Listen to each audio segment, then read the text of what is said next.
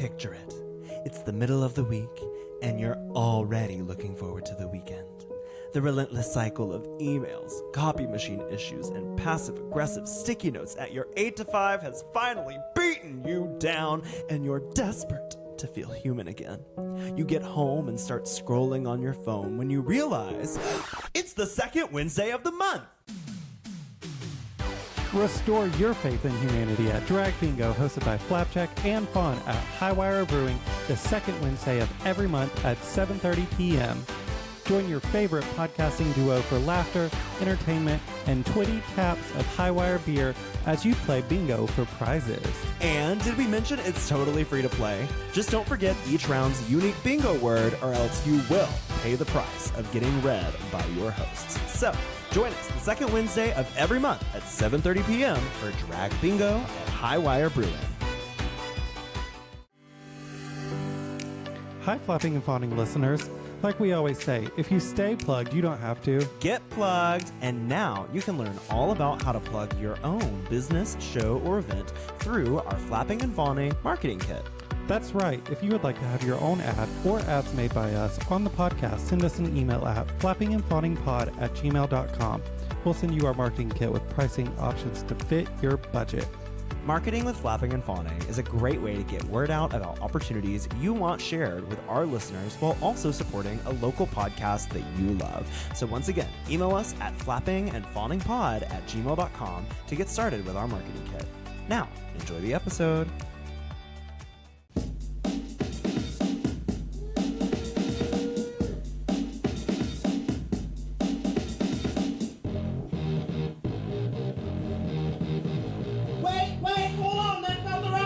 That's not it. That's Hold not on. It. Here's the season one. That's not it. Wait. Stop the music. Stop the music. Hello. Hi. Is the audience alive? Hello. Hi. Okay, hold on, y'all. We don't do it that style anymore. We don't use that music. We've got a new one for y'all. Yeah, we got a new one. Okay. Yes. So season 3. Play the new one. Play the new one.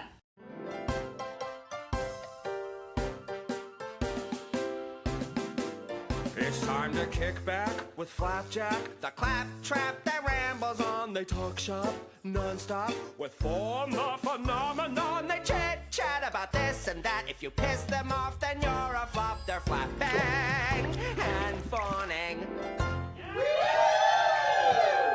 Just what the world needs. More 50s housewife drag. Flapjack! Now, I don't buck unless there's some dough. Fawn.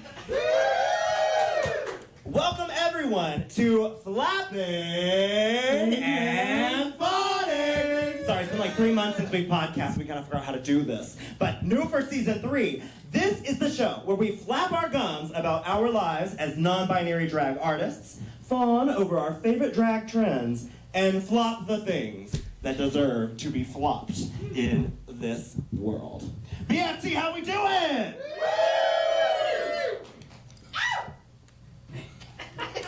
Like I said, we forgot how to talk in 3 months. Yes. So I want to know a little bit about who we have in the audience. So who here has listened to every episode of Flapping and Fawning? Okay, who here would say they're a casual listener of Flapping and Fawning? Ooh, okay. And how many of y'all have never listened before? Okay, right here. I appreciate the raised hands. We shame. appreciate your candor. Yes, the candor. Candor? But I hardly know her. Still in season 3, or already in season 3, still with season 1 jokes. Oh yeah, that's not going anywhere. That is a staple. Okay. Y'all, can you believe that we are at 100 episodes of Flapping and Fawning? Make some noise for that. Like, when we started that, how did we start all this, Fawn? We actually got the idea for this in this very theater. Yes, this is where romance budded. We did 8 reindeer monologues together backstage as 2 little deer, and we got close, had many conversations, and we said, you know what, we talk a lot, let's have a podcast. Yes, and that's very true. I mean, if there's anything that our podcast has been described as, it's thorough and long. Thank you, Patty Boulet. Thank you, Patty Boulet. Yes, friend of the pod. For how long, we don't know. All right, now y'all, we do have a spirit in our midst tonight. Ooh. Now, I want to kind of know, before we get into, like, the gist of it for tonight, who here has, the gister, but I hardly know it. The jokes don't have to make sense, you just have to laugh. Okay, so who here has seen Dragula Season 5? Okay. I don't know if I've watched that.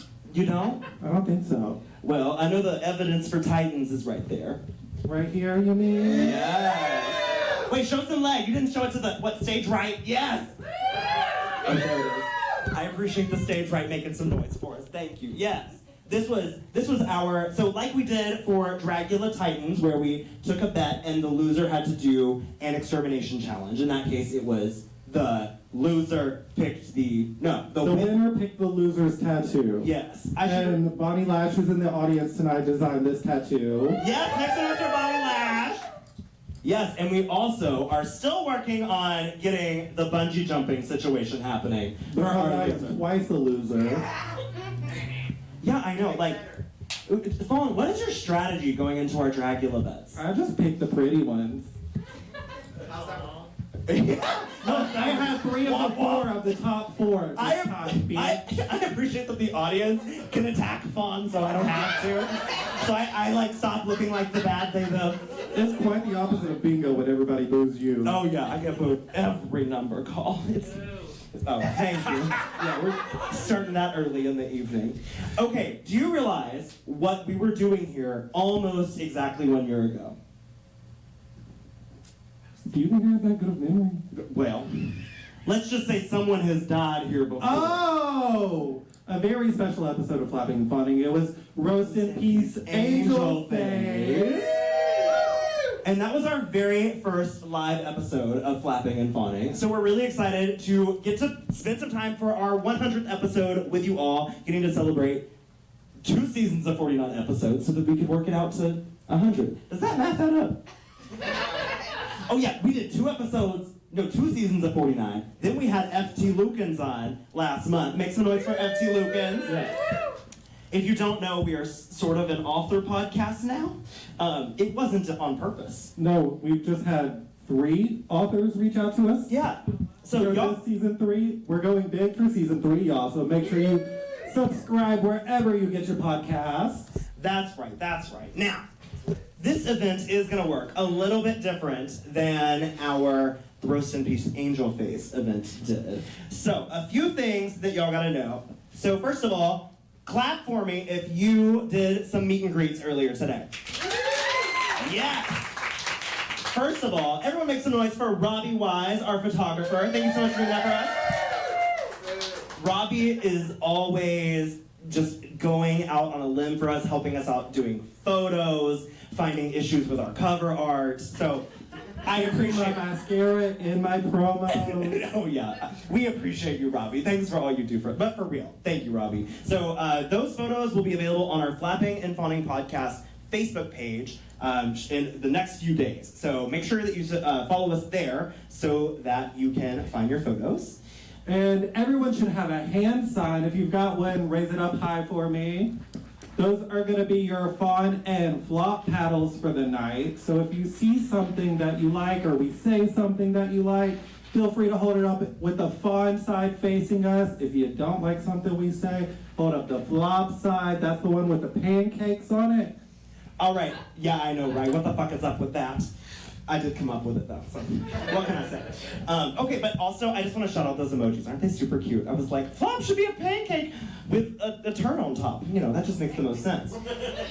Now, for particular expert fans of our podcast, you know that we fawn things, you know that we flop things, but if it's the best thing you've ever seen, it's a fetch! That's right. And until they invent 3-sided paper, you can fetch something by tipping us, using the digital tipping information that will be up on the screen, or just out $1. Trust me, we'll find a way to take your money. Yeah, I will get up and run across this room for a $1 bill. Amen. Also, I want you all to know that we are going to invite Jarvis out for an interview in just a moment, but we will also be doing an audience Q&A in the second half of the show. So, get those questions ready. We won't be able to get a question from everyone, but if you do want to submit one, you can go to our Instagram page. And this is also important for our live stream viewers at home. Hi, live stream people. We love you. Yes, if you want to submit a question, you can do that in our Flapping and Fawning Pod Instagram story. Yes. And we will check that in the second half of the show. Okay. Now, y'all have already heard our new podcast jingle, which I meant to say is made by the one and only Lily St. Queer of Camp Wanakiki Season 4. Yes, make some noise for her, please. We love supporting facial hair drag. Yeah. Bitch. Okay. No, yes, but for real, we do love supporting facial hair drag. Also, people who were on Camp Wanakiki, that's fabulous. And she was a former guest of the pod. So we were really glad that we could work with Lily on that. But the thing that has been really highly anticipated for season 3, the thing that people have been asking us the most about is what our new cover art is going to look like. Are y'all ready to see it? Yes, and if you've already bought merch stickers with it on it, act surprised, okay? So, we're gonna, since it's our 100th episode, we're all gonna count down together backwards from 100. So, 100, 99, 98, okay. I thought they were fans, Fawn. They're shaking their heads no. Okay, we're just gonna count down from 3, okay? Oh, not a flop up here in the... They said they're too drunk to count backwards. Oh, man, we didn't even have hurricanes tonight. I'm just 1.5 White Claws deep. All right. So we're just going to count down together from 3 to reveal our new cover art, okay? On the count of 3, backwards. 3, 2, 1! Ooh, it got dark and spooky. Woo! No, you didn't tell me that you were about to kill me.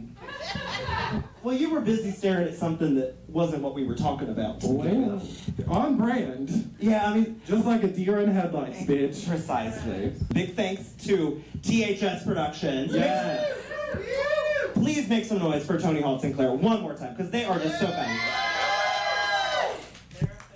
They are a fetch. Send them some money, please. Yes, so this is going to be our new cover art that is going to be on all of our new branding. It's going to be for all of our season 3 stuff. So yeah, we are really excited about it. We thought this was really fun. And this does follow kind of a theme, don't you think? A theme? A theme? I think it does. Murder. Murder. On the dance floor? Murder? But I hardly know her. Oh, okay, the groans are starting early. Fabulous, okay. Yes, and on what else do we have coming up with themes? Also, with themes, we do have a very special brunch coming up at Highwire Brewing on June the 2nd. We are going to do a 80s versus 90s Pride drag brunch at Highwire Brewing. And this is going to be the first of hopefully many Flapping and Fawning drag brunches. So we are really happy to have found a second home at Highwire Brewing, where we are going to have drag bingo the second Wednesday of every month, and brunches. So come out and support us, okay? And speaking of bingo, this month Flap will not be able to be there, but we will have a very special guest. Victoria Taylor will be there for bingo with us this month. That is going to be Thursday, Wednesday. Second Wednesday of the month. May Y'all have 8th. calendars, put it in. You know. Okay, but there's a reason I can't be there. So like I said, we have a second home at Highwire Brewing, but we also have a second home here at Birmingham Festival Theater. Make some noise for BFT, please. So, right now, we are on the set of Marjorie Prime. And this is closing weekend, so make sure you come out and see Marjorie Prime. It is a very good show, very heartfelt, and very current with the topic of AI. So make sure you come out and see Marjorie Prime this weekend. Yeah, that is make sure you don't miss that show. It is going to be awesome. It is already awesome. Make sure you catch it this weekend. And it's so relevant right now with the topic of AI. But I have to say, I am very excited for the show that is coming up next. Because, and this is the reason I won't be at bingo next week. It's because Next month, June 14th through the 30th, is going to be the Rocky Horror Show here at Birmingham Festival Theater. Y'all make some noise for that. There are going to be the showtimes at regular showtimes, like BFT does on 7:30 on Friday and Saturdays, and a matinee on at 2:30 on Sundays. But in our middle weekend, the June 22nd, there will also be a special midnight showing where you can react along with the show, throw props, do all the fun stuff. So make sure you come out to the Rocky Horror Show, featuring yours truly as Brad Majors. Hello, Brad. Asshole! Yep, that's me. I'm very, very excited. So this is a new role for me, and I can't wait to grow out my eyebrows again. Oh my God. That was the thing. I went into my audition and said, look, I just want to grow out my eyebrows. What can y'all do for me? Oh my God. It would be nice to see this them with some eyebrows out of drag. Trust me. My husband thinks so too. Just saying. All right. I think it's time. Is it time for a thing? Yeah. I think it is time. Okay. Are y'all ready for what you came here for? Y'all, our guest for today. Read the thing. The guest for today is the ghostest with the mostest. From the Boulet Brothers Dragula, Season 5, he is the Ghost King of Comedy. Please welcome Jarvis Hammer! Oh my God, here he is. Looking spectrally spectacular. I color-coded. Hello, darlings. How the hell are you doing tonight? I'm walking on sunshine and hills. How are you, Fawn? I'm doing fantastic. Wow. That was so organic. I'm really impressed. That never happens on our podcast. So, have you ever used a hammer? Do you see these hands? Oh, yeah. A different kind than the one you're thinking, perhaps. I love it. Well, Fawn, why don't you jump on into our questions for Jarvis? Now, before we get started, Jarvis, would you like to tell everyone what your pronouns are? Please. We like to start that with every guest. He, him. Although I am currently possessing alone a body tonight, belonging to a she, her, a tiny little nerd named Jules, whose love of a good deal in a horror flick outweighed her self-preservation instinct. That fateful day, she fished my cursed Blu-ray out of the bottom of a bargain bin at Best Buy. And we've been together ever since.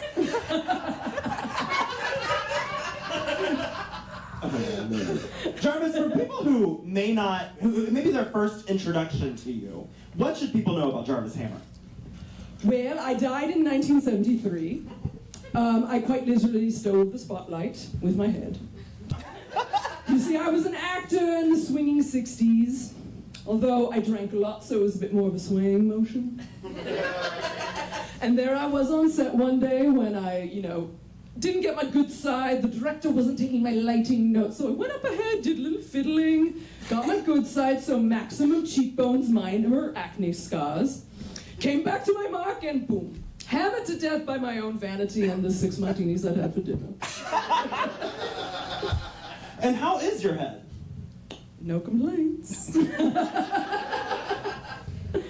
Now, Jarvis, you are an Atlanta-based drag king, I so am. what is the Atlanta scene like for you? And see, I'd say... Oh gosh, that one is just like the murder weapon. Oh god. Triggered. I'm like a moth to the flame. I love it, and yet I know it's going to be the end of me one day. Yes, the Atlanta drag scene, when I started out, I feel like it was a fertile ground for alternative artists and kings and things such as myself. I suppose that's what I am, a drag king. I am possessing the body of an infuriatingly tidy nerd woman named Brice. Like I said. Yeah, things are changing, COVID, gentrification, the rent getting too damn high. We've lost a lot of venues. It's a tough time, but people are breaking out into theaters like this one. We love a black box space. We love sort of a theater with a queer focus, opening its doors to us. Breweries. Yeah, close enough. Cafes. curbs. You know, we'll take it. But yeah, we're breaking a lot of new ground in Atlanta these days. Well, I have to say, you are in a historic location. This is actually the oldest black box theater in the state of Alabama. No way. And we like to make it a safe place here, so sorry about the lights. Well, like I said, I'm drawn toward them like Icarus. I believe it is Icarus, who went towards the sun. I am also made of wax, so it's about 2 inches of it on my face right now. I'm also drawn to the lights, a bit like a moth. Yes. You know, I just can't stop, like, bumping into it. That's why my hair is red today. It's a little burnt. I can see. Spent a little bit too much under the sun and not enough hydration, perhaps. Oh, yes. These flapjacks are fried.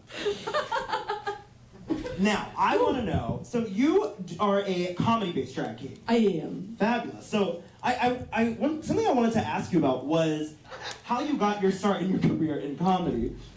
Don't squirt yourself now. My. That would be a first. Oh my gosh. I never tried it. So okay, you see, Jules and I kind of share a timeshare over this body. It's kind of like you see those TikToks where somebody rents an Airbnb and they're like, "What's this staircase to nowhere?" And there's just like, what you would call it, that sheeting, that insulation sheeting, and then the next TikTok is like, there's been a hole punched through and they're calling Airbnb. That's what our timeshare is like. But anyway, I can access her memories, so essentially, as I continue forward, I will be using the royal me to refer to our mutual experience. So yes, I started doing stand-up comedy in 2015 in Chicago. I was a shitty open mic comic there. Yeah, that's where I cut my teeth. And then, I kind of let my demons get the better of me. I didn't really have the greatest work ethic back then. And then I moved to Atlanta for schooling. A ghost with demons, is that common? It goes both ways, darling. Like all good things. Yeah. And then moved to Atlanta, and the spirit of drag possessed me. So then I thought, why not? ¿Por qué no los dos? Let's have both the stand-up and the drag. Is there any particular comedy that influences your drag specifically? Yeah, I like to say I'm like Phyllis Diller in Vincent Price drag. Yeah, so I really look to the Liberace show, those old sort of like corny 1950s, 1960s talk shows. Yeah. Vintage style, not vintage values though. Right, yeah, just less varicose things. That's where I pull a lot of my inspiration from. Yeah. Fabulous. What advice would you give to someone who is looking to start in comedy? Just start. I mean, muscle your way through that open mic list of 36 guys in flannel just talking about their shitty Tinder dates and wrestling. That's literally how it was when I started, and it's kind of the only way to go. Although now, like in Atlanta, we have, I believe, the Lavender Laughs open mic, which is all for AFAB and queer people welcome, kind of queer and trans people welcome kind of a situation. So there's a lot more of that, queer people, AFAB people, trans people. There's more of a presence these days in comedy, which is really refreshing to see. But when I started, it was very much pre-Me Too, very much that Daniel Tosh kind of era. It was rough. But yeah, it's like like with drag, the only way to do it is to do it. Amen. Amen. That's the truth, yes. I mean, I never would have learned how to lay lace, allegedly. And as we saw... Don't look too close. If you're on the live stream, it's the best view. And if you saw episode 3 of the Boulet Brothers Drag Race season 5, I must say it's for Christian name, you can tell that I haven't learned how to lay down my lace either.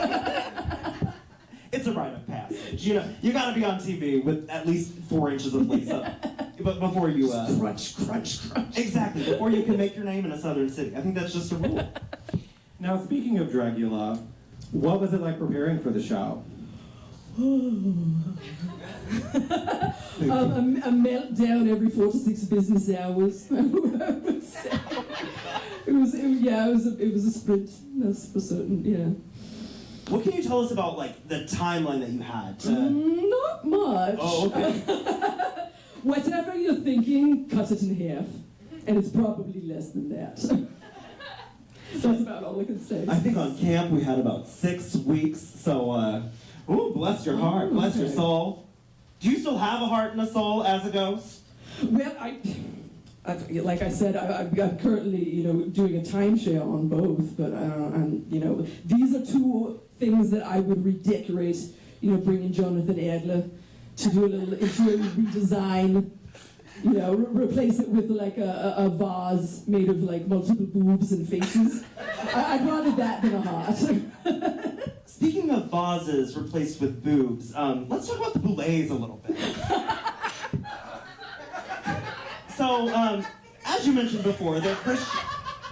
Thank you, I appreciate the laughter. Yeah. As you mentioned before, their Christian names are the Boulet brothers of the Dragula. And you may or may not have heard, because I don't shut up about it, I was on season 4 of Camp Wants to Kiki. And when we have 2 lovely brother hosts there, the Sugarbaker twins. And I have developed a relationship where we can, kind of make fun of them to their face, and that's okay. So I was curious, what's the relationship like for the Boulet brothers with you? Distant.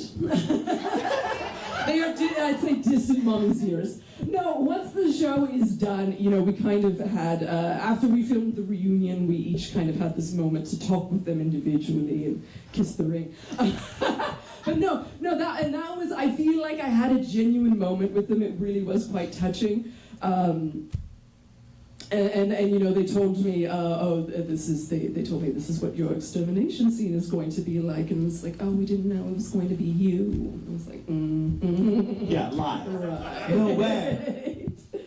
Gosh, I mean, what an amazing way to go, right? Like, was that not the best extermination scene of all time on Dragula? And it's the only one that's happened on set. Correct. Yes, a canonical calamity.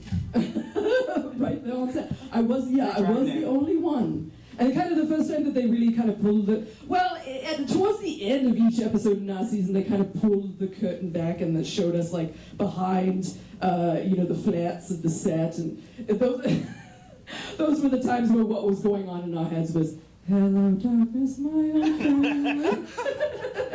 We're just sort of fiddling on our little folding chairs, like trying to steam ourselves into submission. That's the flapping part of the podcast. Yes, flapping indeed. I lost that train of thought, ghosted me. What are we talking about? We were talking about when you died. When I died. The second time. Yes. Yes. That was brilliant. I'd always wanted it documented with, a full Hollywood production, so I do thank them for that. It's a bit of a backhanded compliment that they gave me. Leave now, but you'll also get, this full cinematic experience, a little documentary of my life, afterlife, I should say. Very true. And I think we would be mistaken if we didn't talk a little bit about that extermination challenge. I mean, the moment of the season, right? Yeah. And also, like, the only time that's happened on Dragula as well, a lot of firsts for that episode. And if you are not familiar, what happened was there was a live lip sync battle on the spot. No preparation. For the extermination challenge, they had no idea that this was going to be happening. So, what was going through your mind in that moment? I had a full-on panic attack. So you see, normally I have all of the confidence of a mediocre white man. But I am sharing the body of somebody with crippling anxiety. So it was kind of like when an old tube TV, you turn it off and it's like that into the tunnel kind of vision. So that was all I could see. And I think I had enough adrenaline to just move, but it was kind of like everything was a step behind, and it was like, you've seen this happen 1,000 times before on the other show. Yeah, Camp Wants to Kiki. Yes. That wasn't a joke. I just remember this one moment when JK did a backflip or something behind me. I could feel myself turning to look at it and then back to camera, and it was just like I'm watching myself watch that moment that I've had 1,000 times before with the comedy queen on RuPaul. Seeing the dancing queen absolutely destroy her, and I just knew I was finished. You said RuPaul with the confidence of a white man as well. You want to ask the next question, Paul? Yes. Now, About some of the episodes that you weren't on, can you tell us what you would have worn for some of those, like the kaiju or some of the other ones? Yes, so the kaiju is one that is at its most state of completion of all the leftover ones that I had. And the concept was actually something I'd had in my noggin for years. It was, I saw these two gorgeous Victorian mansions down the street from me in Atlanta. They were sort of like Addams Family, that sort of dusty lavender color with red trim and all this beautiful woodwork kind of cutouts with sort of like hidden faces and flourishes and things like that. And I thought, what if I were a transformer? A haunted house. Oh my god. So I was talking to some friends and they were telling me like, well, technically a kaiju is an organic form. It's like a monster. And so then we got the idea to, okay, well, what if it's sort of like I was this experiment done in the basement of a haunted house by a mad scientist, and I grew up and I exploded out of the house and took it with me. So, you know, it's a little bit Resident Evil, a little bit this residence is evil. Yeah. And I hope to film sort of like a 1950s, 1960s style kaiju movie trailer to go with it, as if it were a role that I held back in the swinging 60s, back in my heyday. So yes, that was the challenge I was most excited for. And let me tell you, my assumption was that it was going to be like monster battles, so 2v2, because you know it's always like Godzilla versus Mothra, Godzilla versus King Kong. So every time we got down to an even number, we'd be like, is it the kaiju? Is it time? Okay. Just thinking about everything I spent on those raw materials. Because of course all the monsters are made in the lab.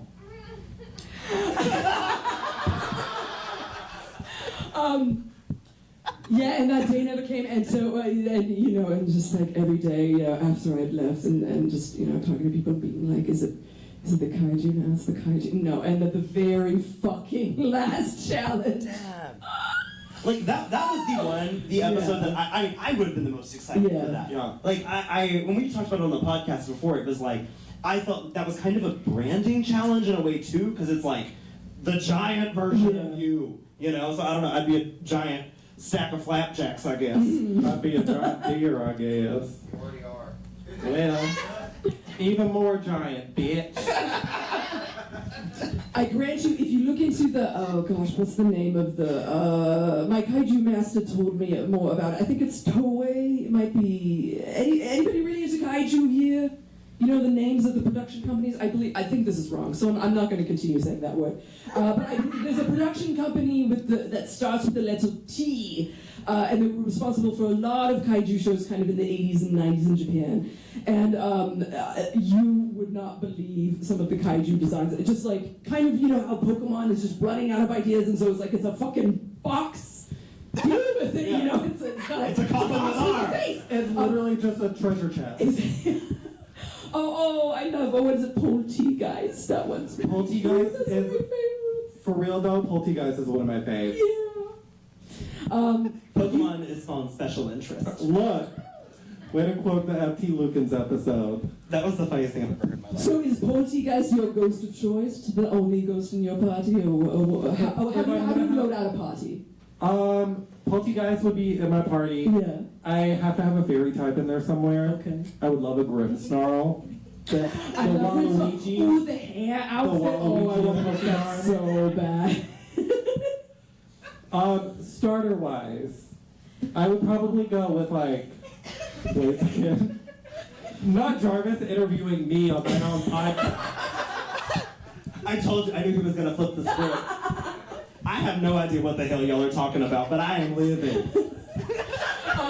But anyway, I was kidding about this because I can almost guarantee you that there is a mutant pancake kaiju, because as I was doing my research to see if there had been anything like this before, there is literally a house kaiju, and it's called House Dimension. That's its fucking name, is House Dimension. And it's just a muscly dude with a house kind of on his upper portion. That sounds like some My Hero Academia shit. Sorry, I need to back There's up. one that's a purse. There's One that's a purse. It's pink and it's Somebody giant. tell Bob the drag queen. I need to back up a little bit. You brought up something that was a little bit of a sore subject for me. Oh? My former drag sister, Pancake. I know that there's a mutant Pancake out there. It's her. Wait, what's the difference between a pancake and flapjack? You don't know? No! Oh my God, everybody knows. Make noise if you know. Fuck y'all! That's what I thought.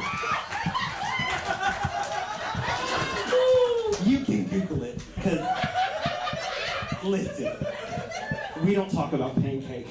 I've always favored a waffle myself. Can I please get a waffle? Can I please get a waffle? Only if it's blue. My prescription hasn't come in yet. Okay, now I did have one more question for you about Dragula. Just the one. Well, excuse me, the Boulet brothers Dragula. So, what can you tell us about, like, stories from behind the scenes? Were there folks that you got close with that we maybe didn't get to see on camera, or since the show that you've gotten close to?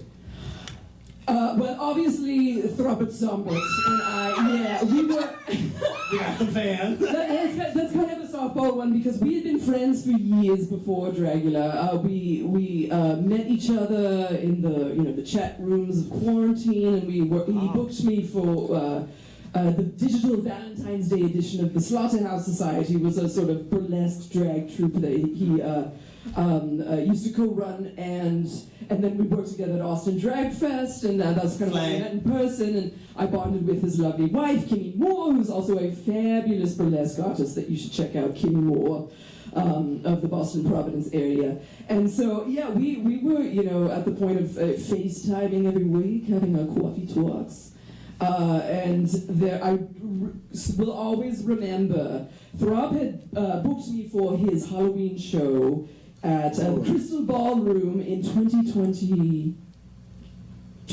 Yes, Halloween 2022, and we were riding in a lift from there to his next gig, and he told me, we're going to get on season 5 together.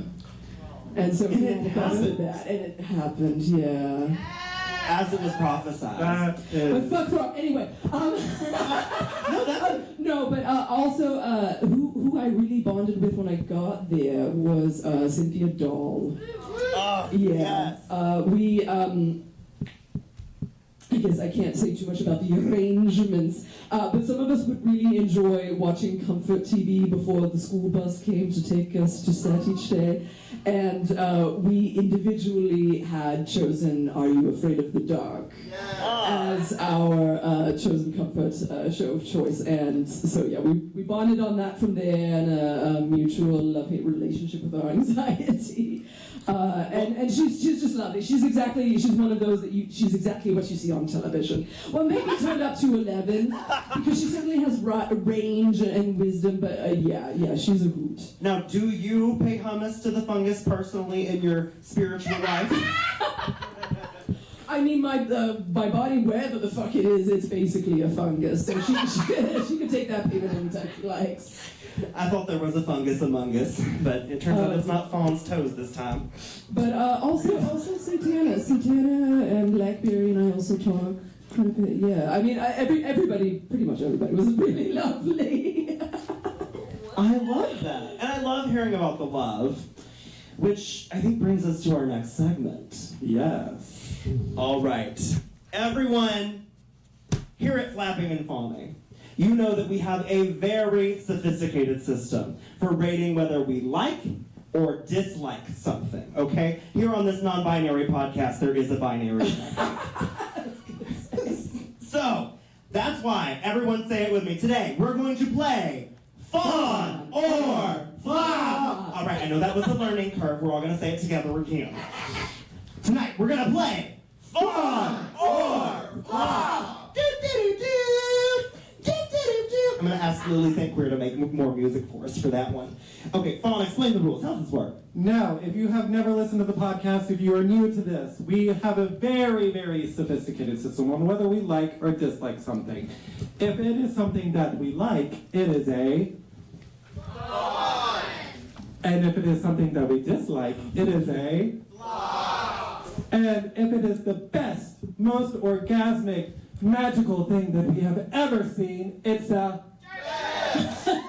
Someone said a Jarvis tonight. It's usually a fetch, but we'll accept a Jarvis tonight. Listen, you said orgasmic, they said Jarvis. You can get turned on in this room, but if you come, we will have to ask you to leave. Or just tip us on Venmo. Or tip us on Venmo. One of the two. We might be able to let it slide. In the same place we have our family-friendly drag shows. Okay. Did you understand the rules? Sorry, I got a little lost there. I think I caught it. Okay, great.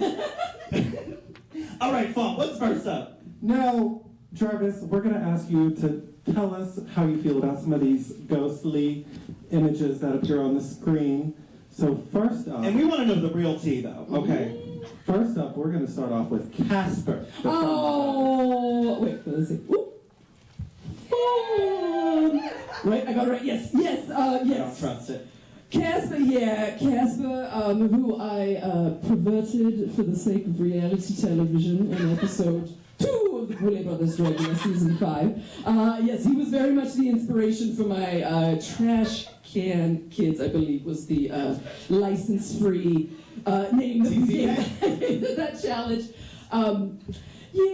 So when I was a child, I moved, again, I'm speaking with the royal me.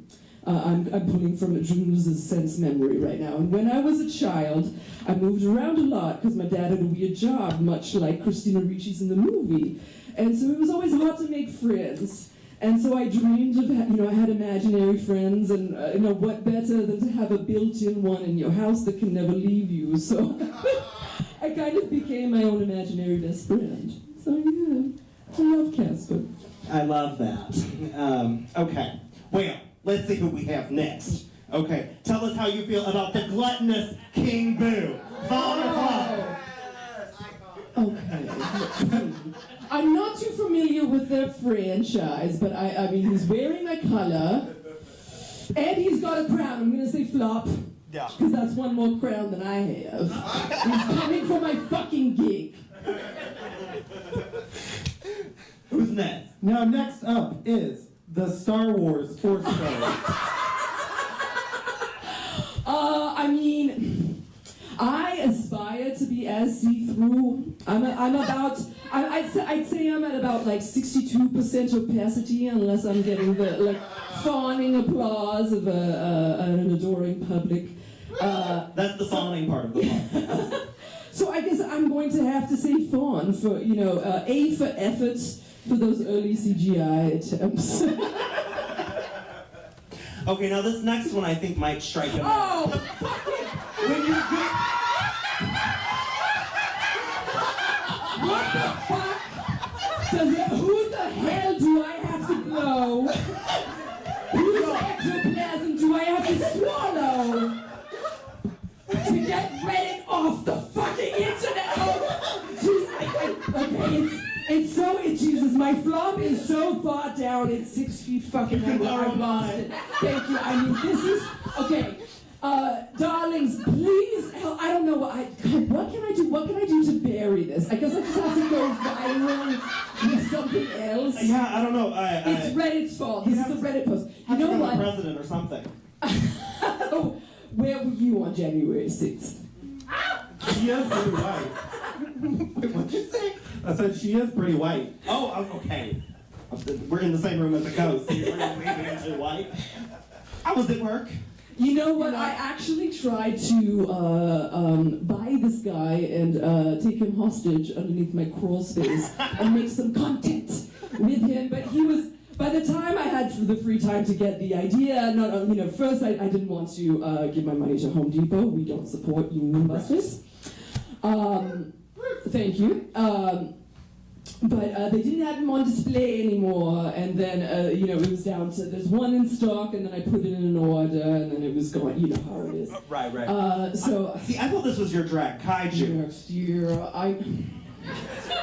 this is supposed to be smoke, that's the idea. I know it kind of raises icicles, I don't know what to do about it. And I meant to say earlier, y'all, this is the first thing that pops up when you Google Jarvis Hammer. Yes, I was so flustered I didn't explain. Yes, this is my #1 Google image result because of motherfucking Reddit. You know, I must admit, I have not listened to any of your Dragula reviews. Wow. Because I feel the same about any kind of review podcast as I feel about Reddit. It's kind of like going to a children's playground. I'm probably going to get roasted to the core by a 13-year-old. And it's a little creepy that I'm there in the first place. So I appreciate that you think we look so much younger. Yeah, I feel similarly. I will say, with the review podcast, and I just want to put this out there to anyone who is on a show that we happen to review, like, we mean none of it personal. No. We are just taking at face value what we see at the time. There are many lovely people that we have roasted on our podcast that we love very dearly. Yeah, it all comes from a place of love and wanting to further promote the show, but we can make it a part of, like, things that we're all talking about, right? I mean, part of my brand is just roasting Flapjack all the time. And you know what? I've accepted that about Fawn, and I appreciate that, and I love you for it. You are forgiven. And Next one! Next up, we have JK's Trash Can Children. Yes, now for these next few, we do want to know your thoughts on the look, but we'd also love to know a little bit about how you've gotten to know each of the fellow people on the show, you know. Okay, well, I first met JK at Club Cummin in New York City. Oh! Yeah, I was doing a stand-up set there with the Cake Boys about, I think it was in 2022, and little did I know that almost a year later we'd be, well, they'd be young, I'd be dumb, and we'd both be covered in cum. Yeah, no, I mean, I am, JK can be a fun time. I am going to flop this one because that is what I said in the cauldron you didn't see was that, you know, they go around and they ask us all, like, who do you think should have been in the bottom and do you think this is justified? And I said, no, like, this is basically the same silhouette we saw the week before. It's not terribly well executed. I did really like the crumpled up newspapers kind of flying away and like kind of sticky and stuff. That was a nice touch. But The no, yellowing to the com was a nice touch too. yeah. But I thought it came too close for comfort. And so yeah, no, I thought mine was better. Well, the thing that and you know, no hate to JK. We love JK on this podcast. We have talked about it many a time. But something that I really appreciated about your looks, and especially hearing kind of your drag kaiju look as well, I love how I feel you were one of the best at knowing who you were when it came to each one of those challenges. Because like I thought like, oh well, the cum trash can children makes exact sense with who you are as a drag entertainer. Oh, what? I'm just too horny to be allowed? Is that what you're saying? I mostly like the squiggle and the scene. Oh, I see. Yes. Yes. All right. Now, speaking of drag kaiju, we want to know how you feel about Fantasia Royale Gaga's drag kaiju look. Oh, yeah. You know what? I'm going to. Let's see. Okay. You know what? There's that gorgeous shot where. Because she had these tentacles that were all connected by like fishing wire so that she could do these like big moves, and there's this one shot where she like gloms onto a building and kind of like knocks it over. So fierce. Yeah, that was a really cool sort of like animated kinetic sort of like an actual like kind of monster move that she did. But you know, I kind of agreed with the judges that it read a touch luchador, maybe because of the mask. So I don't know. Can I go? Can I say a There's no non-binary option. You must choose. If it makes you I'm gonna go ahead and say a fawn. Yeah. Yeah. Because it was a good look on its own. It had stiff competition. Literally. And next up is Cynthia Doll's Pleasure Planet Excellent. Oh yeah, this is a fawn. I mean. Yeah, no, I mean, I just, what is this? What's the like? Oh my gosh, I don't have a Seinfeld impression. Like, what's the deal with what's the deal with complaining about camp in Dragula? I just don't. I thought this was brilliant. I mean, it's a whole. You can see it from a mile away. The silhouette. There is Heaux. I'm sure she shows Heaux on that channel of hers. I loved it, and you know, she's a sucker for branding. The whole seeing nudes. It's so smart. It is so smart. Yeah, it's a fawn for me. Did anyone else clock this in the cauldron? My absolute favorite moment is when she is just, like, they are zooming in on her face as she's talking about how she feels about one of the other competitors. But why are they zooming in? Her mouth isn't moving. You know? And she's just like, I can like JK's like a da-da-da-da or whatever. I thought it was hilarious. All right, well, that's my job. Next, You're next, bitch. Next is Neo Huru X playing the guitar. Oh, I mean, you know what? I love bombing as performance art in and of itself. I mean, that's entertainment, baby. I think this is a fawn for me. It's one of those things that it was so bad that it was good again. Exactly. Yes, and her. Well, her runway look. This is nice, but her runway look was one for the history. Oh, that was so good. And next up, we've got Throb Zombie's rock look. Oh yes, it's definitely a fawn. Yeah, I mean, I loved the color scheme, obviously. Love the tribute to the king. Just love the silhouette. I'm just having too much fun with words. Call me Matt Berry. Yeah. I mean, they did him a little dirty with that edit. I feel like it was like a fucking Benny Hill routine with all the sort of like them sort of like doing that thing like as he was struggling with his wig, and it's just I hate it when they do shit like that. But no, this was a brilliant. Also. You didn't see it on the show, but on the back of his tiny guitar were the words, "Black folks invented rock and roll." Ooh. And that was a message that didn't get out there, so I tried to let people know that was going on. There were some of these little details that just didn't make it to the final edit, but yeah. I love that, and I hope we didn't get to have that message on the show. I really wish we could have had that message on the show. I'm glad that you're sharing it now. Mm-hmm. I also wanted to ask, like, you and Throb just wrapped up a tour together, right? So how was the tour? Weird, wild, and wonderful. Yes, I can't wait to do it again. We are in talks, so he is hoping, maybe end of this summer, maybe early fall. But we'll see. But yes, it was a riot. AKA show directors, hit up Jarvis and Throb now. Maybe we can get a nice stop here in the hand. Okay. Now we're on to our final fawn or flop. Thing 1 and thing 2. I mean, flop to this reference because I feel like it took me. It was the thing that could not be unseen once it had been said. But I'll be the first to admit I'm pretentious. I get lost in all my references. In Velvet Goldmine, which was a film that was, starred Jonathan Rhys Meyers basically playing a version of David Bowie. It was kind of like a story of David Bowie and Iggy Pop's relationship.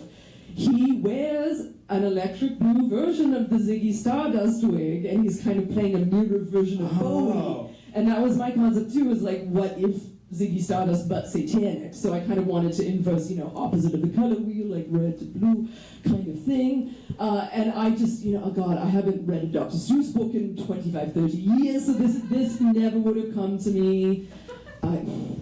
But the Boulets did say they would wear it themselves, so that was the rub. The garment itself is so magical. Yeah. The hair is great. It gives David Bowie, it also gives a little bit of a Dorian Electra moment. Yeah, Hedwig too was a little bit there with the kind of the devil horn styling. Yeah. I thought it was fierce. I loved it. All right, well, make some noise if you enjoyed our Fawn or Flop segment. Now, next up, my drink is empty. Fawn, how's your drink doing? Yeah, hold the mic close. There it is. Our drinks are empty. So here at Flapping and Fawning, we're going to give you a peek behind the curtain, okay? And normally when there's someone peeking behind the curtain, I tell them to leave the Quest Club. Or $50. Or tip me. So, But here at Flapping and Fawning, whenever we run out of drinks, that means we need to take a break, okay? So we're gonna take a 15-minute intermission, and we will be back in 15 minutes, so make sure you get a refill, grab some of our merch that's out on the table, grab a smoke break, whatever you need, and we'll be back in 15 minutes with more Jarvis Hammer and our audience Q&A.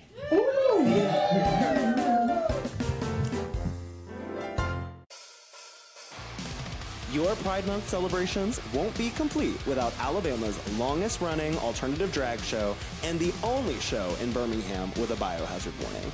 Mark your calendar for Saturday, June 15th for Drag Night at the Nick featuring your host, Twhat Weiland, cast member Green, Madonna Reed, Coochie Coochie Coo, Saliva Godiva, Elvis Chesley, Zipporah Brice, and Bon Bon.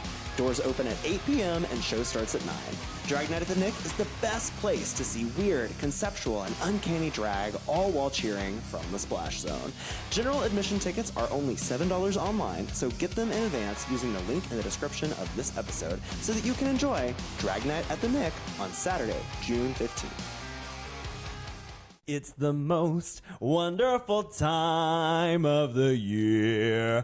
Pride Month! Fawn, what are you planning to do for Pride this year? There's always so much to do in so little time. In between my gigs, I know I can always catch an event right here in Birmingham by Central Alabama Pride. But I always love catching the parade when I'm not in it. Same. My personal favorite is always the annual Pride Skate Night, which was actually mine and my husband's first date years ago. And this year, I want to make sure I catch all of the amazing entertainers coming to Birmingham. Like on Saturday, June 8th, there's Loud and Proud, the official Pride Parade after party at Saturn with special guest Vanessa Vanjie Mateo. Then the next day, June 9th, is Pride Fest featuring loads of local drag along with Mrs. Kasha Davis, Britta Filter, Georges, Angeria Paris Van Michaels, Tenderoni, and Axel Andrews. Well, don't forget Saturday, June 8th, there's also the Pride Drag Brunch featuring Chanel along with the current Central Alabama Pride title holders. Oh, yes. It's going to be an amazing year. If you want to join in on the fun, visit centralalabamapride.org to learn more about how you can celebrate Pride this year with Central Alabama Pride. Whoa! Ouch, I slipped. This is your 2022 Lube Wrestling Champion Fawn, slipping in to say that it's almost time to crown our new slippery sovereign at Drag Night at the Nick, Lube Wrestling on Thursday, June 13th. Where else can you see drag performers lubed up and wrestling their way to the top? Your 2024 Lube Wrestling competition will be hosted by Twhat Weiland and feature Green as the ring girl, along with wrestlers Barbi, Benni, Jerri, and Donna Biscott, Cummin, Ryder, Gina, Harley, Heaux, Heffner, Venus, and Zipporah Brice as they compete for the title of Lube Wrestling Champ. I can't wait to pass down the crown. If their wigs aren't too slick to hold it, that is. Tickets are $7 in advance, which you can get in the link of the description of this episode or at the door for $10. Doors open at 8 p.m. and wrestling starts at 9. Find out who will win Drag Night at the Nick, Lube Wrestling on Thursday, June 13th.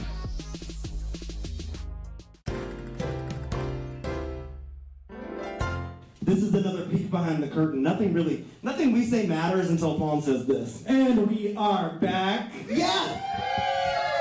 Welcome back to Flapping and Fawning, 100th episode live, featuring Jarvis Hammer. From a Christian name, the Boulet brothers, Dragula. I do have a question to ask you, though. So, you did get a little bit of a nickname on our podcast. So I need to know, do you fawn or do you flop the name Jar Jarvis? I fawn. I fawn. Thank you, Jar Jar. My drag sister, Briar Blush of Boston, she likes to call me, oh God, I really fucking, I've stepped into this, I shouldn't put this out there. She's gonna fucking love that I'm saying this right now, but I didn't ask you if I could curse. I assume, yeah. Oh yeah, no, please curse. We encourage it. Briar calls me Jar Piss.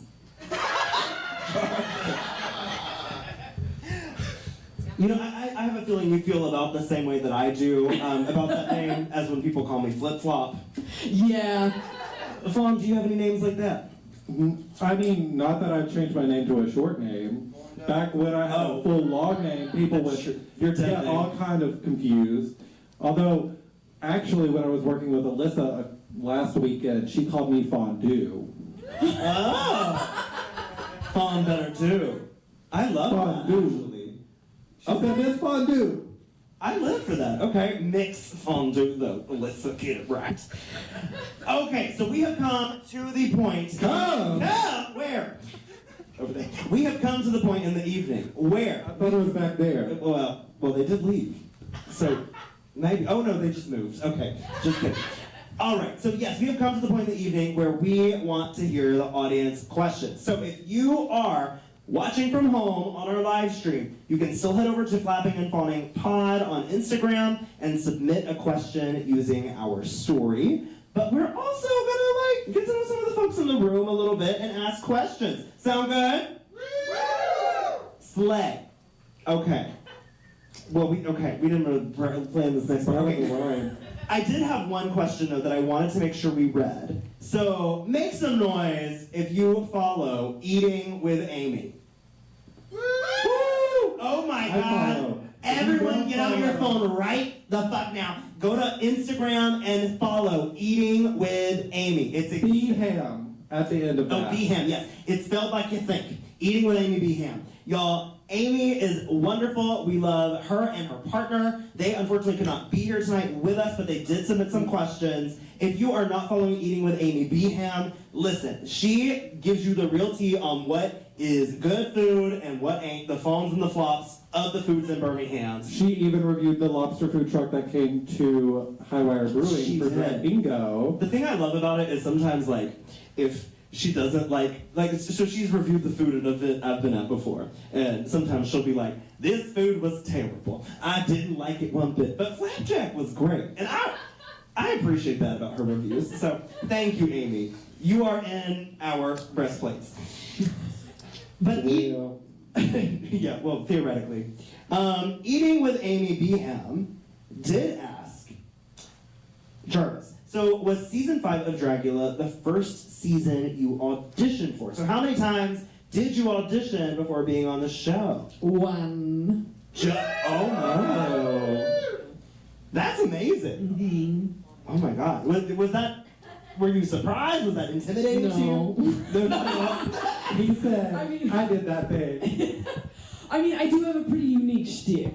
Of course. Yeah, the whole ghost comic. Yeah. I saw Not really a ghost, not really a comic, just really delusional.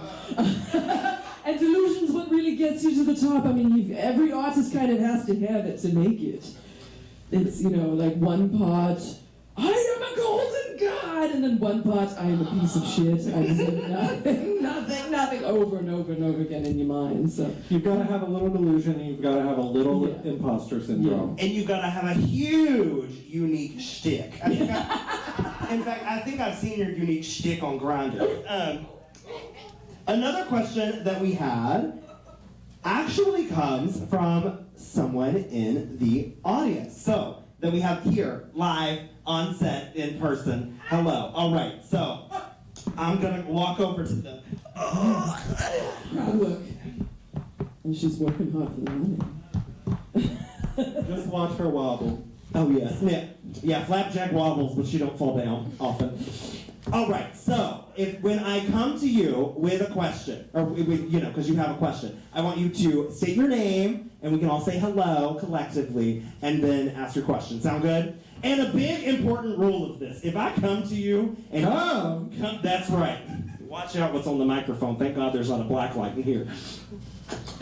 Okay. If I come to you with a microphone, please do not ask a 6-part question. We will just take your one question, okay? All right, now I've got a friend over here. Go ahead and ask your question for us, please. So how is it separate? State your name first. Don't you listen to instructions? My God. Okay. Is that hat on too tight? Y'all, make some noise for this flapping and fawning merch on this lovely individual's head. Make sure you go buy some in the lobby on your way out. We also have lovely mugs and stickers available. And I should have mentioned, those hats were hand embroidered by Fawn themselves. Really? I even digitized that logo myself by hand. I did a lot of work at my day job for those hats. And for the stickers and mugs, I plugged it into a computer. All right. do you think you processed the instructions now? All right, let's go for it. My name's Buckshot. I'm a drag king here in Birmingham. Y'all make some noise for Buckshot! Hello, Buckshot.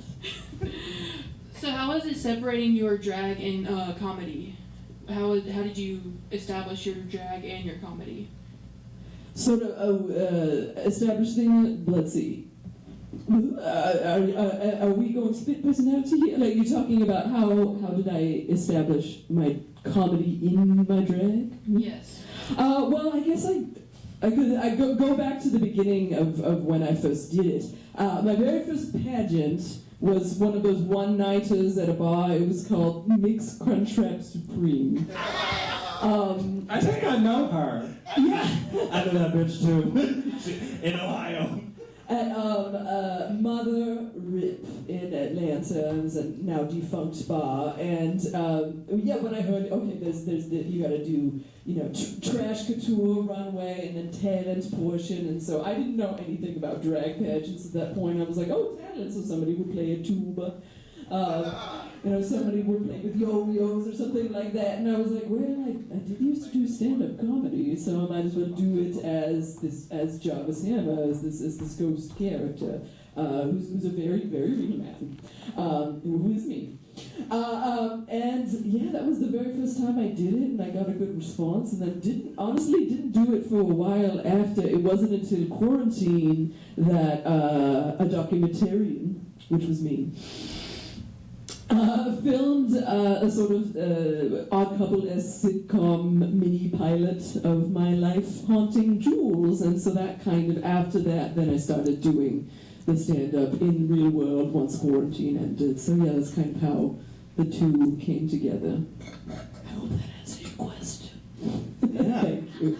Thank you so much for that. Can y'all make some noise for Buckshot one more time, Yes, we love our dear brethren.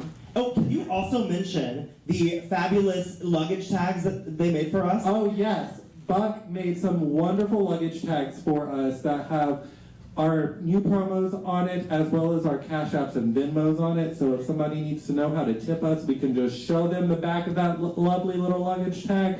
Let me tell you, it is still on my bag. It will be on my bag forever. I love it so much. Thank you so much, Buck, for that tag. Yes, truly, thank you. And we love you and your mom, and we're so glad that we have you both in our community. All right, next question. My name is Robbie. Hello, Robbie. Y'all make some noise for Robbie, our photographer for the evening. My question is, when you were in filming, how did, if you needed to get, were you building all your costumes there? Obviously you came with a lot of them made, but what if you needed additional tights, additional materials? How did that work? Oh, well, the Boulet brothers are powerful witches, so they just sort of made them appear.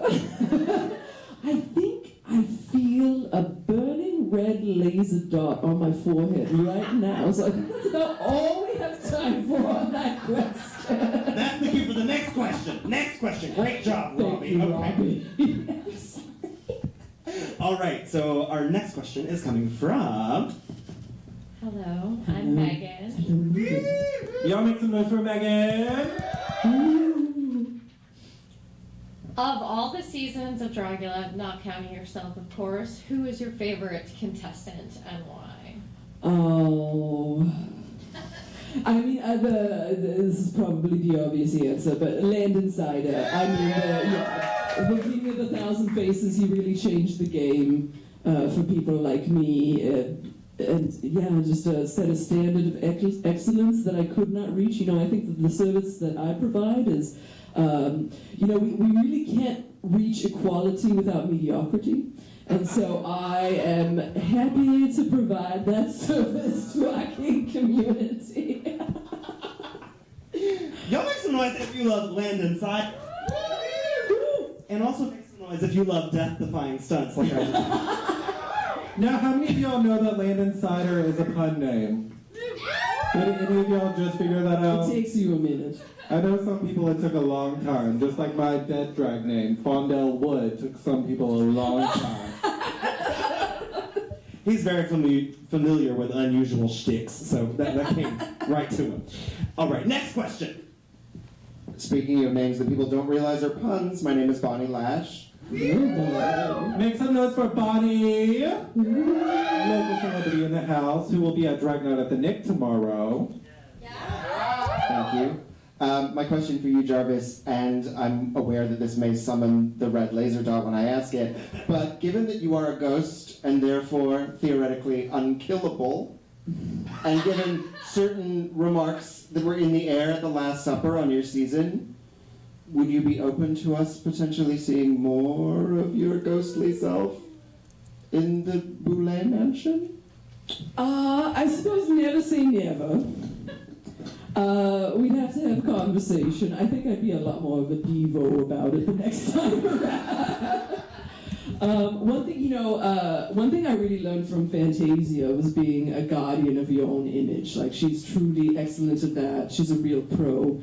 And advocating for yourself, which sometimes, you're given this sort of like, it feels like a golden ticket at the time. You kind of feel like, I should just take it, and not protest or not speak up when I'm digging a hole for myself here. But yeah, I think that if I were to go back, I would want to be sure that I was in a headspace where I would be able to advocate for myself more and for, making sure that as much as you can in reality television, making sure that your image is conveyed. And that's how you really are, yeah. You are so right. I mean, that is 100% true. I know going into Camp Wanakiki, for example, like, I had no strategy. Yeah. I've been doing drag for about a year. I didn't know how to best protect Flapjack. And I was really thankful to have queens that I could really look up to, like Deja Di Delatero or Coleslaw, who were willing to speak up for us and, say, hey, like, what do we need to know to set us up for success going forward as we're filming this show. So, that can be a really tough thing to navigate, especially when you're coming from just doing live shows like this, right? All right, I believe we do also have a few more online questions that we'd like to get to. Yes. And as Fawn is pulling that up, can y'all make some noise if you want to see more Jarvis Hammer on Dragula? I gotta say, I mean... Or anywhere. I would love to see you anywhere. Yeah, come over to camp! And as I say, that's the real Dragula. I mean, do drag in broad daylight and sports. I mean, talk about a trauma triggers. Yeah. I tip my wig to thee. Oh, thank you. Thank you for your service. Drink's still full. So we're still going, I guess. Okay, did you get the questions, Tom? Yes. Hit it, Toots. Now, this is a question about a bit of Jarvis lore. Ooh. Now, what is Jarvis's star sign? Oh, I'm a Pisces. I'm a double Pisces. Yeah. Sun and rising. Yeah.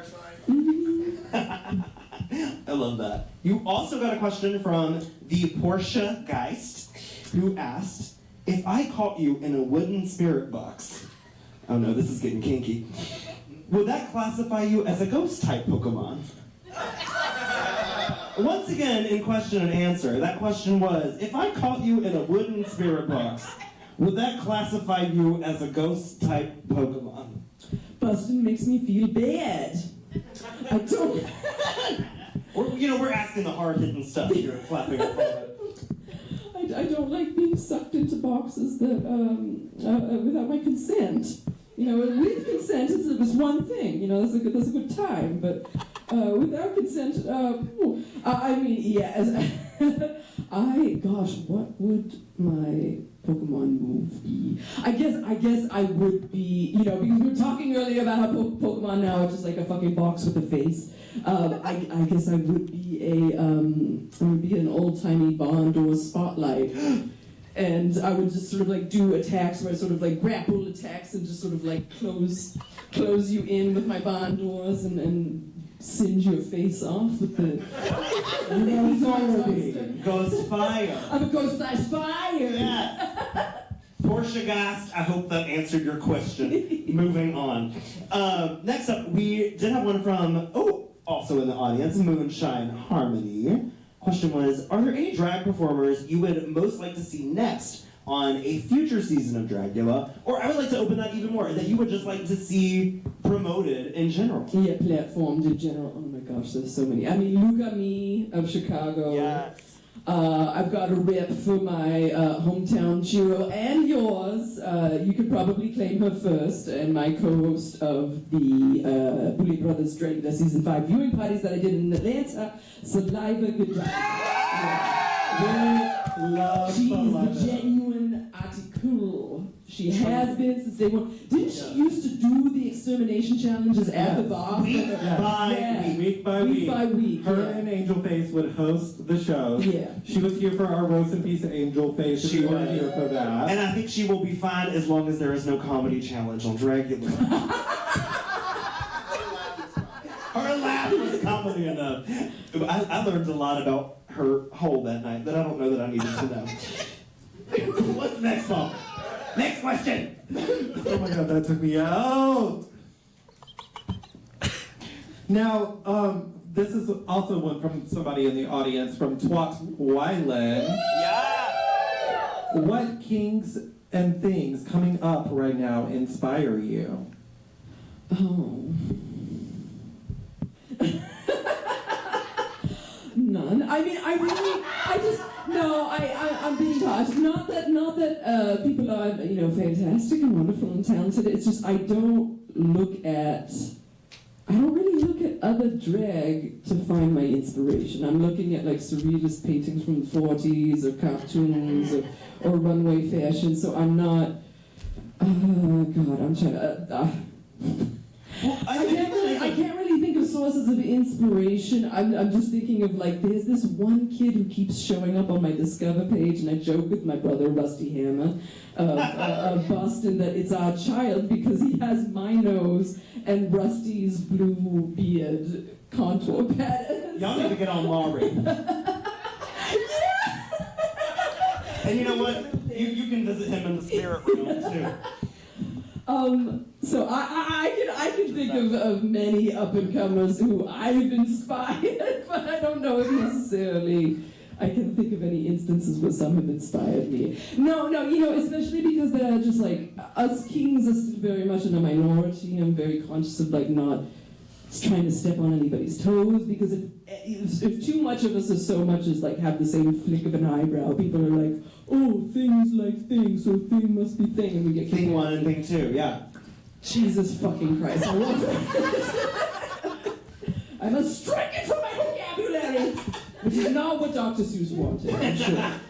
He was trying to teach me the words in the alphabet. I think that was his thing, right? Anyway. Who knows? But I do think that you make a really great point about like finding inspiration in drag, right? Yeah. I think it's very easy to look to what we see on TV and think like, this is what I have to do for it to be correct or valid, and that's or successful, or yeah. What is it like for you? And I believe this is a question we asked online. I just can't find it. So, or someone asked online. Well, how do you find inspirations for the numbers you do or for the comedy that you do? I think with numbers, sometimes it starts with a song. Sometimes it starts with I saw this like lapel on like a Robert One runway, and then it reminds me of this like Spanish surrealist painting by Remedios Varo, and so I like try to like mix the two things together, and then it's like, okay, well now I gotta try to find a song or a story to go with it. And then comedy, like I said, I do watch a lot of old sort of like Hollywood Squares videos or the Liberace show or old Joan Rivers or Phyllis Diller's set to kind of get an idea of like the rhythm, and I'll be like, oh, okay, there's sort of like this subversion based on the way, a homonym for a word. And I use that as like a writing exercise. It's like, how can I subvert two words that sound similar and make a joke out of it? I love that. So you just mash two things together and or I try to dissect the sort of like anatomy of a joke and like therefore like try to figure out my own formula based on what I see, but then like how can I make it my own? How can I make it in character? How can I make it a corny ghost pun kind of a thing? Yeah, I can't remember the last time I ate corn, but I'm sure I'll be reminded tomorrow. With these pointed toes, yeah. Best of luck. Yeah, talk to me about that. My God. All right. Well, I believe that is all the questions that we were able to ask from our audience Q&A, which means we are getting close to the end of our episode because we are now at my personal favorite segment of each and every week, and that means it's time for our Flop of the Week. We rehearsed that 10 times. Would you believe? Yeah, so we're doing our flops. 10 minus 10 is the amount of times that we rehearsed that. Precisely. So, flops of the week. If you are unfamiliar with the podcast, this is the time where we go on a 60-second uninterrupted rant about something in this world that deserves to be flopped. Now, I know I'm ready for mine because I've been preparing for this since I was in college. Yeah. Okay. Let me pull up the Fawn, timer. can you keep the time for me? Yes. All right. Are you ready? Here we go. Okay, I was gonna stand up, but we're recording a real live podcast here, folks, so. Okay, tell me when. On your mark, get set, go. My flop of the week is people who are bilingual in French. Why? What's the point? You don't need to be bilingual in French. There is absolutely no reason for that. And I see some of you flopping me in the audience right now. No, you're the flops. If you are bilingual in French, you just want it to be fancy. You just thought it would be nice to go on an education abroad situation. 30 No, seconds. we know that you can say baguette. We know that you can say oui, but listen, that is not going to get you anywhere unless you're on sniffies, okay? So, there's nothing that you need to know in French that is actually applicable in everyday life. The people here are going to speak English or they're going to speak Spanish. There is actually no realistic reason why in the world you would want to learn French. And also, if you are doing that, delete the Duolingo app right now, please. Thank you. And that is why people who speak French as their second language are bilingual in French. I said as their second language. Okay, you're right.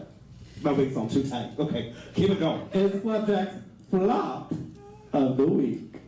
We'll edit in the sounds in post, you know. I don't know, do y'all ever notice that? Am I alone in that? Because I feel like, I don't know, is there really a reason to be bilingual in French? There's loads of languages that are like much more spoken here. When you say that, the only thing I can think of is Countess Luann from Real Housewives of New York. Nerd. Nerd? Yeah! No, I'm just a faggot. Oh my God. I thought that was a French word. Yeah, you're my flop, Fawn. All right, Fawn, are you ready for your flop of the week? I am, indeed. This means I have to take my timer now. Man, I thought y'all would agree with me more. Man, where? Did y'all ever, okay, make some noise if you do drag.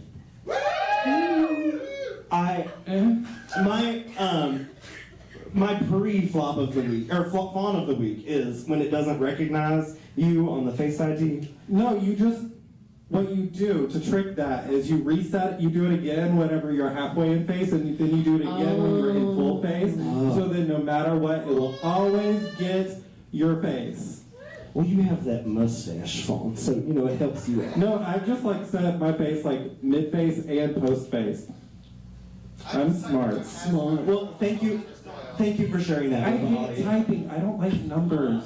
All right. I didn't graduate college. Fawn, it's time for your flop of the week. Are you ready? I am! Okay. Everyone count down with me. Fawn's flop of the week begins in 3, 2, 1. Hit it. My flop of the week is bitches who don't tip. Motherfuckers, if you are somebody that orders DoorDash, you better be leaving a motherfucking tip for your DoorDash driver. Those drivers do not get very much base pay for their tips. And if you are somebody that goes to a restaurant, you better fucking tip your servers. If you go to a bar to see a drag show, you better tip your motherfucking bartenders. If you go see a show and you got the money, you better tip the motherfucking drag queens, kings, and things. 20 seconds. You better tip every motherfucker if they are providing you a good or service specifically a service, you better tip them. If they are delivering to you, I guarantee you those delivery drivers are not making much money. If they are your bartender, your server at a restaurant, please tip them. They do not make a high base pay. They need all the money. And that's why people who don't tip are Fawn's flop of the week. Wait, what? Is that a vape? What is that? I think that's just a wallet. Oh, there's a card in there. I'll take it. Can we get a kitten? Can we get a kitten on stage? Hold up. Oh, look. Oh my God. Run it down. We've got two jungle cats. Look at these non-binary. The leopard and the tiger, I think. Honestly, they need to be our new podcast jungle. Is that a, what is that a cheetah? Oh, that's a cheetah. Sorry. Cheetah? There's one over there too, baby. Is that a print? Oh yes, thank you, Robbie. We appreciate all the fishes. Yeah. Oh my God! Wow. Okay, I need to start doing flops to get me paid. Look, that was specifically inspired by the fact that I've been door dashing lately, and I like. For those of you that are local, y'all know how far Hoover is from here, right? Hoover. I literally did a DoorDash from downtown to Hoover and made $3.25. They left a 0 tip. It was awful. Thank you for the flops in the audience. I appreciate it. Now, I did also deliver some alcohol to this lovely straight passing couple the other day that on their banister had a Pride Progress flag and a Black Lives Matter flag. They had already tipped beforehand, and then after I made the delivery, gave me a bonus tip on top of that. Yeah. Well, that's amazing. Thank you for sharing that, Fawn. I could tell that meant a lot to you, especially towards the end when your face got a little red and your mustache kind of got erect. Erect? Yeah. You know. All right. Well, that means it's time for Jarvis's flop of the week. Do you think you're ready for I'm this? ready. Oh, you are? Okay. I'm very excited. This is going to be a historic moment. Like our first ever flop of the week that's also live. Can you believe? Okay, make some Speak for yourself. All right, all right. Any ghost jokes? We'll see. We'll count them. All right, we're gonna count down from 3, 2, 1. Hit it. My flop of the week is spiders. They're seasonal, but not appropriate. It's that time of the year in the South when these motherfuckers the size bigger of my hand are just crawling out from behind bookcases at 3 a.m. when you're just trying to get a wank on. I can tell you what, like, there is no sort of like national ad council campaign for these damn things. It does not get better. Exposure therapy does not help. I've lived in Ecuador, Australia, and Florida. And I have had so many encounters with these things, and it still frightens me. And you know what? I did 2 truths and a lie on my Dragula application when they ask you what your fears are. And can you guess which I lied about? Because it's too true. Yeah, fuck spiders. And that is why Jarvis's flop of the week is spiders. Okay. Okay, but I have to ask a question. Can you say those 3 places that you've lived again, just into the microphone? Ecuador, Australia, and Florida. And I know Australia has those gigantic spiders. Yeah. Yeah, I know spider, but I hardly know her. Thanks. Okay. No, flop, thank you. I appreciate We that. appreciate the flops in the audience. It's like tonight. looking into a mirror. Yeah, I'm totally with you on spiders. We have one right now that's kind of like growing a nest. I don't know if that's the right word, but that's what I'm going with. No, ma'am. Yeah, it's No, ma'am. It's growing a nest like over where we park one of our cars, and yeah, no, I was avoiding that at all costs. Australia, huh? Uh-huh. Good night. Melbourne, yeah. I have this distinct memory of being in school for some kind of assembly, and there's just, I was looking up at these like tall curtains that were covering the windows, and just this giant, I think it might have been like a hunter or a wolf spider just like crawled out, and you have to be like very, very silent and obedient little child, and I just, you just gotta keep your eyes on the damn thing, just not let it get out of your You didn't sight. want to just go crikey? Okay, No. that didn't give me flops, come on! It actually got a thought, bitch. Oh my god, Madonna Reed. Yeah, I'm looking at you, okay. That's what happens when you support her at Drag Assassins, is she fawns you. Et je parle français aussi parce que I'm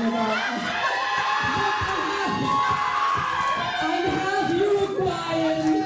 Sometimes I speak French, but I lived in Brussels as well, so I do speak some French.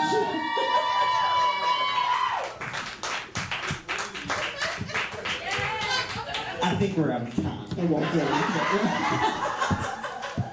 Which brings us to our final segment, the Fawns of the Week. This is where we like to end on a positive note by shouting out something positive going on in our lives. That can be a local entertainer that we really love, or something that we did that was really awesome in our lives, or whatever, something positive. So who wants to start with their Fawn of the Week?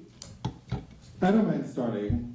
If y'all follow me on Facebook, y'all probably know that I just celebrated my 2-year anniversary with my partner.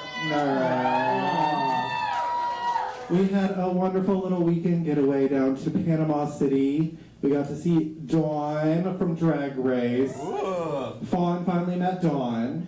But yeah, the Fawn of the Week is not the trip. The Fawn of the Week is my partner, because they put up with so much of my bullshit. They put up with my panic attacks. They put up with my stressing. They put up with the carpet burn when you blow them. I mean...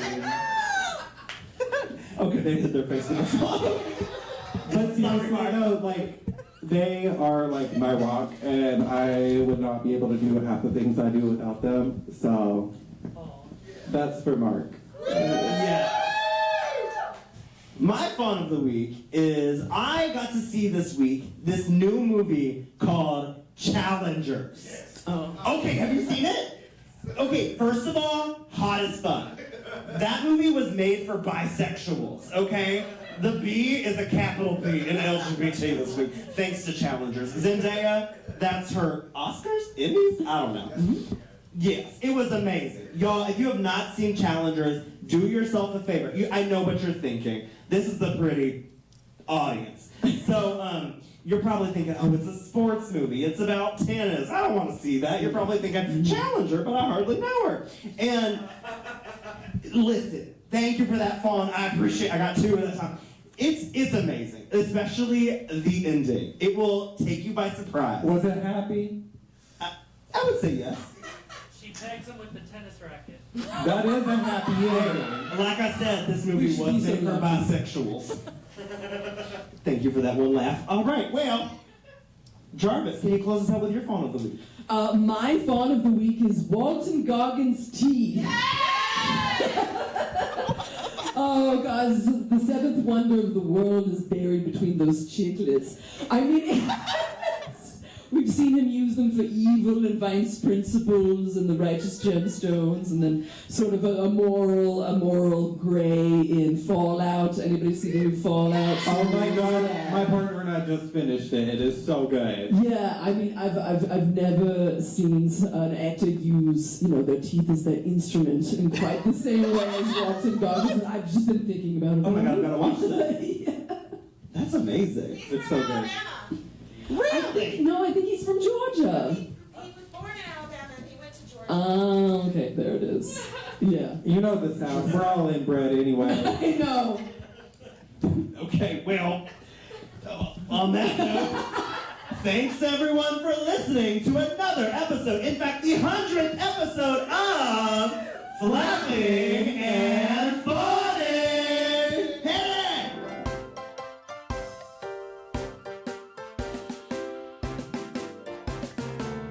Write a 5-star review of Flapping and Fawning on Facebook or Apple Podcasts, and we will read it in an episode. Our jingle is by Lily St. Queer, and our cover art was made by THS Productions. Special thanks to Robbie Wise and Danny Lee for branding materials. Connect with us at Flapping and Fawning Pod on Facebook, Instagram, TikTok, and YouTube, or by email at flappingandfawningpod@gmail.com.